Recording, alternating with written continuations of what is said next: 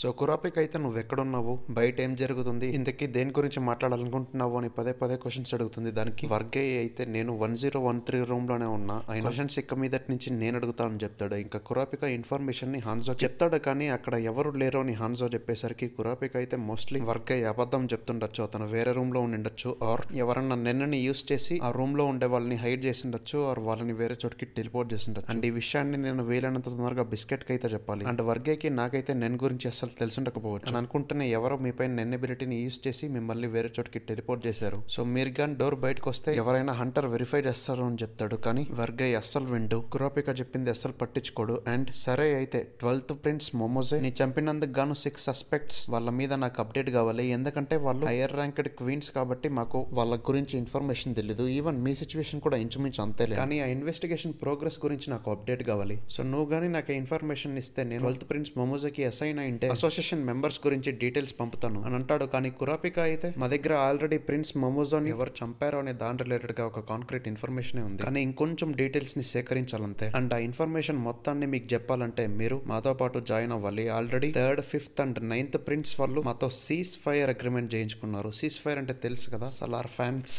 And ఇంకా అదే కాకుండా ఈ ప్రిన్సెస్ కి నెన్ గురించి మొత్తం చెప్పాను. ఈవెన్ చాలా మంది గార్డ్స్ కి కూడా నేను నేర్పిస్తున్నాను, ఎందుకంటే చిన్న చిన్న ప్రిన్సెస్ అంతా చనిపోవడం నాకు కూడా ఇష్టం లేదు. సో అందుకనే మిమ్మల్ని మళ్ళీ అడుగుతున్న, రూమ్ 1013 వేరే వాళ్ళ నెన్ ఎబిలిటీ ఇన్ఫ్లుయెన్స్ లో ఉండిండొచ్చు. సో అందుకని ఎవరైనా ఒక గార్డ్ ని గానీ హంటర్ ని గానీ బయటికి పంపించి మొత్తం ఇన్ఫర్మేషన్ ని నాకు చెప్తే నేను మీకు సహాయం చేయొచ్చు అన్నట్లుగా అంటాడు. దానికి వర్గే అయితే ఫస్ట్ లో తలుపుతాడు, కానీ తర్వాత తన ఒరిజినల్ ఇంటెన్షన్ ని బయట పెడతాడు. కురాపికని అస్సలు నమ్మే పొజిషన్ లో అయితే తను లేడు, అండ్ మమ్మల్ని అండర్ ఎస్టిమేట్ కూడా చెయ్యొద్దు అన్నట్లుగా అంటాడు. ఈవెన్ రూమ్ 1014 దగ్గర చాలా వైలెంట్ డెత్స్ కూడా జరిగాయి. ఈవెన్ నువ్వు నేను నేర్పించేటప్పుడు కూడా ఒకరు చనిపోయారు. సో ఇంతలా ప్రాబ్లమ్స్ ఉన్నప్పుడు నేను ఎందుకు డోర్ ని ఓపెన్ చేస్తా, అస్సలు చేయను. అండ్ మీకు ఎటువంటి ప్రాబ్లం లేకపోతే ఆ అసాసిన్ పేరు అండ్ అతని డీటెయిల్స్ చెప్పండి, తర్వాత ఏం చేయాలో చూద్దాము అని అనేసరికి కురాపిక కూడా వేరే చాయిస్ లేక 5th క్వీన్ స్వింకోకి పనిచేస్తున్న టఫ్ డి అనే గార్డ్ ఏ అసాసిన్ అండ్ తన బెడ్ మీద నుంచే ఇదంతా చేశాడు. సో అది అలా చేశాడు, తన ఎబిలిటీ ఏంటి అనేది ఒక విల్లో రాసిపెట్టి సూసైడ్ చేసుకున్నాడు. అండ్ ఈ ఇన్ఫర్మేషన్ ఆబ్వియస్లీ బయట వాళ్ళకి తెలియదు, అంటే నేనేమి కాకమ్మ కబుర్లు చెప్పట్లేదు. ఇంకా అదే కాకుండా 5th queen and 8th prince ఇంకా మిగతా higher ranking queens and princes కి మధ్య ఉండే పవర్ రిలేషన్షిప్ ని బట్టి ఈ ట్రయల్ చాలా సాఫీగా సాగిపోతుంది. అండ్ టఫ్ డి ఒంటరిగానే పనిచేస్తారన్నట్లుగా కూడా పోర్ట్రే చేస్తారు. ఇంకా ఈ చంపడం చావడం అంతా ఇక్కడితో ఆగదు, ఇదే ఆరంభం కాబట్టి మాతో జాయిన్ అవ్వమని అడుగుతున్నా. అండ్ ఈ సీడ్ ఎర్న్ సెరిమనీ కాకిని లోపల నుంచి డిస్ట్రాయ్ చేస్తుంది అన్నట్లుగా చెప్తాడు, కానీ వర్గే అయితే అస్సలు నమ్మడు, కాల్ కట్ చేస్తాడు. ఇంకా కురాపిక అయితే హన్జోతో నువ్వు 1013 రూమ్ దగ్గరే ఉంది, ఇప్పుడు కనీసం వాళ్ళతో కాంటాక్ట్ అవ్వచ్చు అన్న విషయం ఉన్నది తెలిసింది కదా అని అంటాడు. కానీ హన్జో అయితే ఒకసారి బ్రేక్ అయిపోతే నేను నా బాడీ లోపలికి వెళ్ళిపోతా, అండ్ ఇప్పుడున్న బాడీతోనే ఇంకాస్త ఇన్ఫర్మేషన్ ని రాబడతాను అని అంటాడు. ఇంకా కురాపిక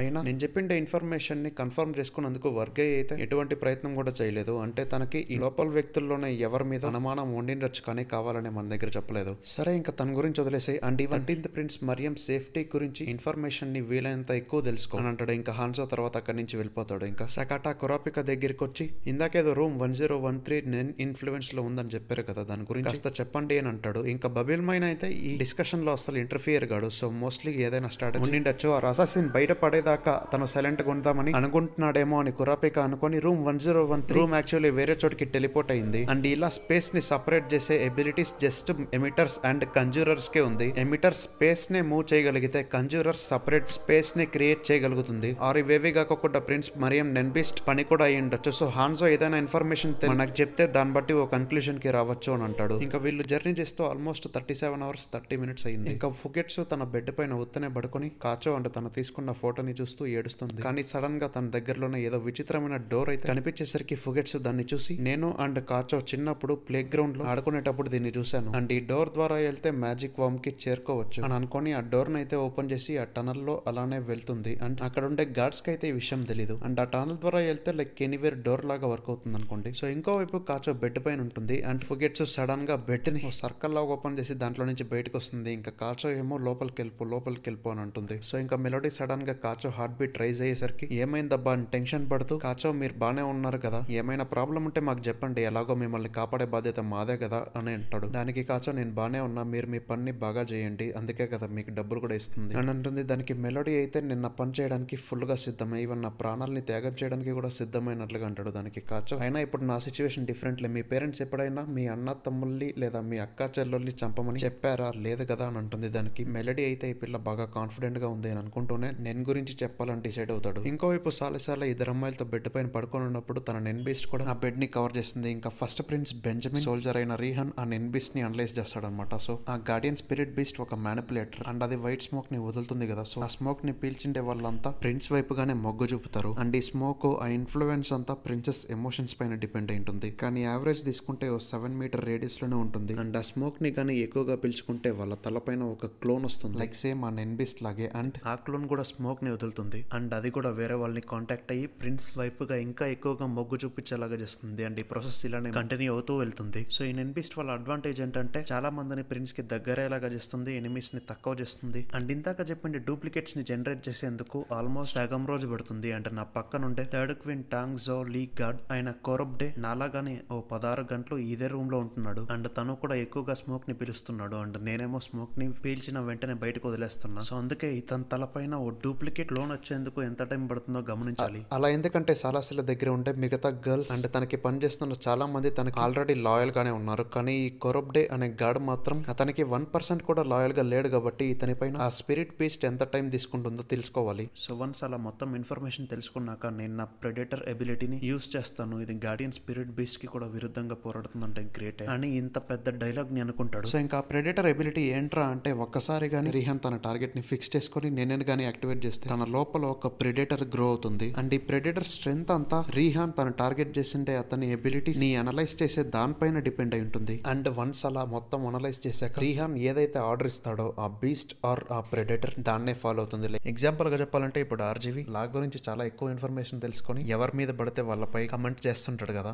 ఇది వర్స్ట్ ఎగ్జాంపుల్ అనుకోండి, బట్ స్టిల్ ఆ ఇన్ఫర్మేషన్ అనేది ప్రెడేటర్ అనుకోండి ఎక్కువ తెలుసుంటే ఇంకొంచెం స్ట్రాంగ్ గానే మాట్లాడొచ్చు. కానీ ఈ ప్రెడేటర్ ఎబిలిటీ ఏంటంటే రీఎన్ఫోర్సర్ అండ్ ఎమిటర్ అటాక్స్ పైన యూజ్లెస్ అనమాట. ఇంకోవైపు జాంగ్లీ తన రూమ్ లో తింటుండగా ఏదో ఫ్లోర్ పైన పడినట్లు శబ్దం వచ్చేసరికి గార్డ్స్ కి అయితే మీరు ఏదో పడేసినట్లున్నారు దాన్ని ఎత్తుకోండి అని చెప్తాడు. కానీ గార్డ్స్ అయితే అది మాది కాదు, యాక్చువల్లీ ఇది ఒక కాయిన్ లాగా ఉంది. అండ్ కాయిన్ లాంటిది actually జాంగ్లీ Guardian spirit beast note నుంచే పడింది. అండ్ అది ఇవ్వాలే కాదు నిన్న కూడా పడింది. అంటే దాన్ని నేను మాత్రమే నోటీస్ చేశాను అని బెంజమిన్ గార్డ్ అయినా కొన్విటోబా అనుకొని ఈ కాయిన్ ఎక్కడి నుంచి పడిందో తెలియదులే కానీ సడన్ గా అపియర్ అయింది అని చెప్పి ఆ కాయిన్ అయితే జాంగ్లీకి ఇస్తాడు. అండ్ ఆ కాయిన్ మీద కొన్ని ఫ్లవర్స్ లాగా ఉంటాయి అండ్ దానిపైన 1 అనే నెంబర్ కూడా రాసి ఉంటుంది. ఇంకోవైపు 6th ప్రిన్స్ టైసన్ ఒక మీటింగ్ ని అరేంజ్ చేసి తన లవ్ గురించి బుక్ ఆఫ్ టైసన్ గురించి కాస్త ఎక్స్ప్లెయిన్ చేస్తూ వీలైతే ప్రేమిద్దాం డ్యూడ్ అనే డైలాగులు చెప్తుంటుంది. ఇంకా గార్డ్స్ అంతా దానికి అప్రిషియేట్ చేస్తారు. కానీ ఇజునావి అండ్ గియోలోనో మాత్రం వాళ్ళ మీద ఉండే క్రియేచర్స్ గురించి బాధపడుతుంటారు. ఇంకా అప్పుడే 6th prince Tyson Guardian spirit beast అయితే టైసన్ మీద పాపపోతుంది. అండ్ అది హార్ట్ షేప్ లో ఉంటుంది. దానికి ఒక కన్ను కూడా ఉంటుంది, 4 వింగ్స్ కూడా ఉంటాయి. అండ్ ఇది ఒక ఎమిటర్ డిఫ్యూసివ్ లెవి టైప్ అనమాట. అంటే ఏంటంటే ఒక ఎగ్జాంపుల్ ద్వారా చెప్తా, ఈ ఎబిలిటీతో జనాల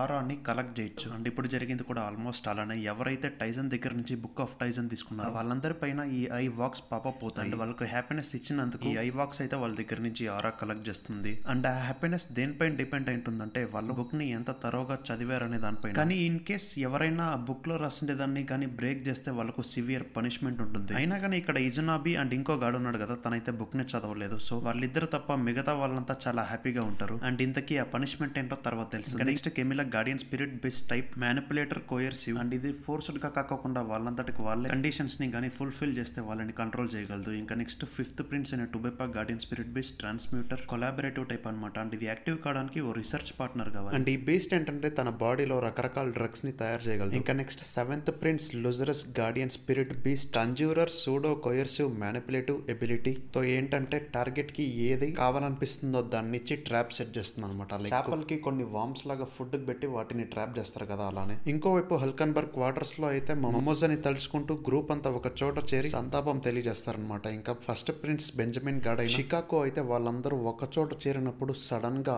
ఆరా స్పైక్ అయితే జరుగుతుంది. లైక్ గోన్ రేజ్ మూవ్ ఉంటుంది కదా, ఆల్మోస్ట్ అలానే. సో దీన్ని బట్టి ఏమర్థం చేసుకోవచ్చు అంటే 9th prince Hulkenberg guardian spirit beast ఒక ఎన్హాన్సర్ సింబాటిక్ టైప్ అని. అండ్ వాళ్ళ చేతి మీద ఫెదర్ టైప్ గుర్తులు ఉంటాయి కదా. గార్డ్స్ అండ్ ప్రిన్స్ ఎప్పుడైతే ఒకే చోట చేరి వాళ్ళ వేవ్ లెంత్ అయితే మ్యాచ్ అవుతుందో అప్పుడు ఇలా ఆరా స్పైక్ జరుగుతుంది. అండ్ ఇది నెన్నెబిలిటీస్ లోనే హైయెస్ట్ లెవెల్ కి చేరుకుంది. సో షికాగో దీన్ని గమనించి మోస్ట్లీ బెంజమిన్ కి కూడా ఇది తెలిసే ఉంటుంది. ఇంకా హల్కన్బర్గ్ ఈ టైంలో చంపేస్తేనే బెటర్, ఎందుకంటే వాళ్ళ ఎబిలిటీస్ గురించి వాళ్ళకి తెలియదు కాబట్టి. అండ్ వాళ్ళ ఆరా వీక్ అయ్యేదాకా వెయిట్ చేస్తాను అండ్ తర్వాత తనని చంపేస్తాను. ఎలాగో వాళ్ళ లీడర్ లేకపోతే వాళ్ళు ఈ ఎబిలిటీని యూస్ చేయలేరు కదా. కానీ ఇక్కడ మెయిన్ ప్రాబ్లం ఏంటంటే హల్కన్బర్గ్ గార్డియన్ స్పిరిట్ బీస్ట్ దానికి నేను నిన్ననే యూస్ చేయగలను నేను తెలుసు, అందుకని ఎప్పుడు అలర్ట్ లోనే ఉంటుంది. సో నేను కానీ హల్కన్బర్గ్ ని చంపాలనే ఉద్దేశంతో వెళ్తే అది ఏం చేస్తుందో తెలియదు. ఇంకా అలానే ఆపోజిట్ షిఫ్ట్ లో ఉండే ఫస్ట్ క్వీన్ ఉన్మాస్ గార్డ్స్ కూడా సేమ్ ఇలానే ఫెదర్ మార్క్ ఉండింది, కానీ ఓ 10 నిమిషాల లోపే ఆ మార్క్ మాయమైపోయింది. కాబట్టి ఎవరికైతే హల్కన్బర్గ్ మీద లాయల్టీ ఉండదో వాళ్ళకి ఇలానే జరుగుతుంది. అండ్ మిగతా వాళ్ళలాగానే ఆ ఉన్మాస్ గాడ్ అయిన ఓర్జ్నీకి కూడా దీని గురించి ఏది గుర్తులేదు. సో ఆ గార్డియన్ స్పిరిట్ బీస్ట్ హెల్కన్బర్గ్ నేచర్ పైన డిపెండ్ అయి ఉంటుంది, కానీ అది ఒక స్ట్రాంగ్ మ్యానిపులేటర్ కాదు అండ్ కోయర్స్ కూడా కాదు. జనాల మెమరీస్ ని ఎరేస్ కూడా చేయగలదు. సో ఈ మెమరీస్ ని మర్చిపోయేలాగా చేయగలదు కాబట్టి నేను దాన్ని అటాక్ చేయలేను. ఈవెన్ తన ఎబిలిటీస్ కూడా ఏంటో తెలియదు కాబట్టి నాకైతే బ్యాకప్ కావాలి. అట్లీస్ట్ ఇద్దరు ఉండాలి, సో దట్ ఎవరినైనా అటాక్ చేస్తే మిగతా వాళ్ళు వెళ్ళి బెంజమిన్ కి రిపోర్ట్ చేయొచ్చు. అని అనుకుంటున్న ఈ ఇన్ఫర్మేషన్ మొత్తాన్ని బెంజమిన్ కాల్ చేశాక తనకైతే చెప్తాడు. ఇంకా బెంజమిన్ అయితే ఓబల్ స్క్వాడర్ లో ఉండే అసాసిన్ పైన కాన్సన్ట్రేట్ చేయాలా, లేదా సెరెండేజ్ పైన కాన్సన్ట్రేట్ చేయాలా, లేదా హల్కన్బర్గ్ పైన కాన్సన్ట్రేట్ చేయాలా అనే డైలమాలో ఉన్నప్పుడు బల్సల్ మిల్కో అయితే కాస్త ఆగి ఆలోచించి అడుగేద్దామని చెప్తాడు. ఇంకోవైపు హల్కన్బర్గ్ అయితే ఏడుస్తూ నేను మా నాన్న దగ్గరికి వెళ్ళి సక్సెషన్ బ్యాటల్ ని క్యాన్సిల్ చేయించేందుకు అడుగుతాను, ఇలా ఒకరి తర్వాత ఒకరు చేస్తుంటే నేను చూస్తూ ఊరుకోలేను అని అంటాడు. ఇంకా వాళ్ళ గార్డ్స్ అయితే లేదు లేదు మీరు వెళ్ళకూడదు, మీరు కానీ ఇప్పుడు అలా చేస్తే మిమ్మల్ని అరెస్ట్ చేస్తారు, బ్యాంక్వెట్ లోనే మీరు కింగ్ ని కలవగలరు అంతే అని అంటారు. కానీ హల్కన్బర్గ్ అయితే పట్టించుకోడు, ఓ 5 గార్డ్స్ ని తీసుకొని అక్కడికి వెళ్తాడు. అండ్ ఈ విషయాన్ని బెంజమిన్ గార్డ్ బెంజమిన్ కి కూడా చెప్తాడు. ఇంకోవైపు ఫుగెట్స్ అయితే తన రూమ్ కి తిరిగి వచ్చేసింది అనమాట. అండ్ ఆ డోర్ ని తలుచుకొని చాలా హ్యాపీగా ఫీల్ అవుతుంది. ఇంకోసారి వస్తే బాగుంటుంది అని పదే ప్రాధాయపడుతుంది, కానీ ఆ డోర్ అయితే కనపడదు. సో దానికి బాధపడుతుంది. ఇంకోవైపు బిస్కెట్ అయితే హాన్జోని లేపుతుంది. అండ్ హాన్జో తన ఒరిజినల్ బాడీలోకి వచ్చేసింటాడు అనమాట. అండ్ జరిగిండేది మొత్తం బిస్కెట్ కి చెప్తాడు. ఇక్కడ యాక్చువల్లీ అదే ఉంది అని మళ్ళీ రిపీట్ చేస్తే టైం వేస్ట్. అండ్ అలానే వర్గే గానీ బెలరెంటేని కురాపికా దగ్గర క్లాస్ కి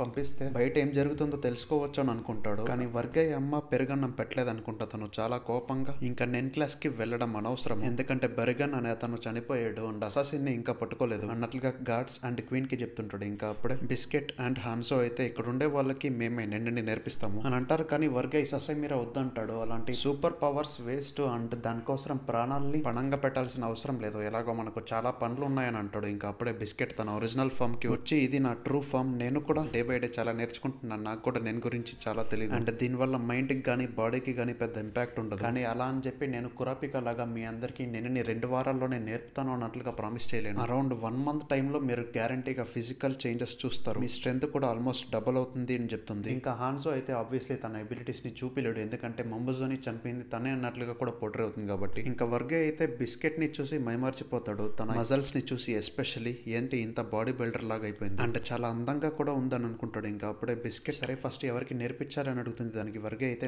నాకే నేర్పించు అని అంటాడు. ఇంకా బిస్కెట్ కూడా తన షిఫ్ట్స్ ని చేంజ్ చేసుకుంటూ నీకు ట్రైనింగ్ ఇస్తా అండ్ అలాగే క్వీన్ అండ్ ప్రిన్స్ ని కూడా కాపాడుతా అని చెప్తుంది. ఇంకా వర్గే అయితే సరే అయితే ఇంకా బెల్లరింటని కూడా పంపిద్దాము, ఐ మీన్ కనీసం మిగతా వాళ్ళు ఏం ప్లాన్ చేస్తున్నారు అన్నదైనా తెలుస్తుంది కాబట్టి అని అంటాడు. ఇంకా బెల్లరింటే డోర్ ని ఓపెన్ చేస్తాడు, కానీ తనకైతే ఏమి తేడాగా కనిపించదు. ఈవెన్ కావాలంటే 104 రూమ్ నుంచి ఎవరైనా ఇక్కడికి రప్పిద్దాము అని చెప్తాడు. కానీ వర్గే మాత్రం ఇంకా కురాపికా చెప్పిన మాటల్ని అస్సలు నమ్మడు. ఇంకా అప్పుడే బిస్కెట్ వర్గే భుజం పైన చెయ్యేసి ఈ నెన్ స్పేస్ ని 3 రకాలుగా క్లాసిఫై చేయొచ్చు, ఒకటి ఇంపర్మబుల్, 2 పర్మబుల్, ఇంకోటి 1 వే. ఇప్పుడు ఎలాగో మన కళ్ళకి ఎటువంటి తేడా కనిపించట్లేదు కాబట్టి మోస్ట్లీ అది 3rd కేటగిరీనే అయ్యి ఉండాలి, ఒక్కసారి బయటికి వెళ్తే మళ్ళీ తిరిగి రాలేము అని అంటుంది. కానీ వర్గే ఈసారి కూడా పట్టించుకోడు. దానికి బిస్కెట్ బెల్లరింటే చేతన్ మాత్రమే బయట పెట్టాడు, ఫుల్ బాడీ బయటికి వెళ్తే గానీ మనకు నిజం తెలీదు అని చెప్పేసరికి బెల్లరింటే బయటికి వెళ్ళడానికి వర్గే ఒప్పుకుంటాడు. బెల్లరింటే ఫుల్ బయటికి వెళ్ళిపోతాడు అండ్ తనని మిగతా వాళ్ళు కూడా చూడగలుగుతారు. కానీ తను ఎప్పుడైతే లోపలికి రావడానికి ప్రయత్నిస్తాడో తన బాడీ పార్ట్స్ ఏవేవైతే లోపలికి వస్తాయి అవన్నీ ఇన్విజిబుల్ గా అవుతాయి. దీన్ని చూసి వర్గే అయితే షాక్ అయిపోతాడు. ఇంకా అప్పుడు బెల్లరింటే నిజం చెప్పాలంటే నేను ఎప్పుడైతే బయటికి వెళ్ళానో మీరెవరో నాకు కనపడలేదు, మీరు చెప్పేది కూడా వినపడలేదు అండ్ ఇప్పుడు నేను చెప్పేది మీకు వినిపిస్తుందో లేదో తెలియదులే, కానీ నేనైతే అక్కడికి వెళ్తున్నా, మళ్ళీ తిరిగి వస్తానో లేదో కూడా తెలియదు అని చెప్పి కురాపికా క్లాస్ కి అయితే వెళ్తాడు. అండ్ తన body full as it is అలానే ఉంటుంది అండ్ తనకి 1013 రూమ్ లో ఏమీ కనపడదు అనమాట. సో ఇంకా బిస్కెట్ అయితే నేను ఇది ముందే చెప్పా కదా, మోస్ట్లీ ఇది prince Marayam guardian spirit beast nen ability అయి ఉండాలి, సరే ఇంకా నేను ట్రైనింగ్ మొదలెడదామా అని చెప్తుంది. ఇంకా వర్గే ఇంకా షాక్ లోనే ఉంటాడు. సో మళ్ళీ నెక్స్ట్ చాప్టర్స్ లో కలుద్దాం. అంతవరకు tata, bye, see ya, love you 1000 times.